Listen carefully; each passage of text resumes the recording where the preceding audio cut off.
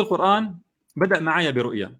أنا لا أخفيكم، كنت في زمان كنت متعلقا بالموسيقى سماعا وعزفا، وأحلق وأنتشي وأنا أسمع موسيقى.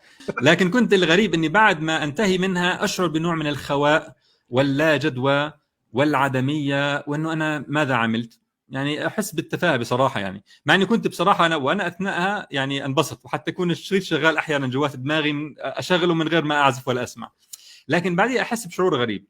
طبعا أنا كنت أسأل بعض المشايخ، أسأل بعض طلاب العلم، فيعطوني إجابات. المحيط اللي حولي كان منهم من يقول لي لا، ما فيش فيها حاجة وحلال، وأنت ممكن تسمع أغنية تقوم تتأثر وتصلي. ويعني للأسف كان المحيط اللي حولي علمهم شوية ضعيف.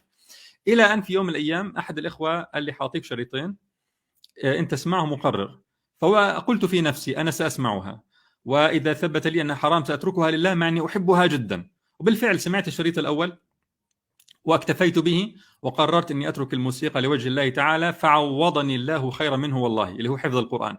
يعني أنا مش فاكر بصراحة للدقة، يمكن بعد هذا الحادث مباشرة أو قبله بشوية أعز أصدقائي جاءني وقال لي أنا شفت فيك رؤية. كان أول مرة يقول لي أنا شفت فيك رؤية. تفضل. قال لي أنا شفت أنك أنت بتقول لي أبشر يا خالد أنا حفظت القرآن.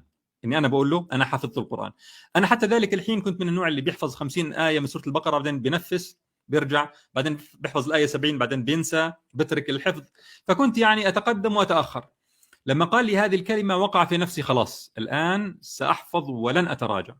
فسبحان الله بدأ مشوار حفظ القرآن وغير حياتي بمعنى الكلمة. وأحسست بمعنى قول النبي عليه الصلاة والسلام أن تجعل القرآن ربيع قلبي ونور صدري وجلاء حزني وذهاب همي.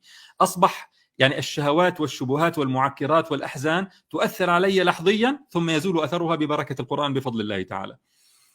فهذه يعني على قول النبي عليه الصلاة والسلام من ترك شيئا لله عوضه الله خيرا منه.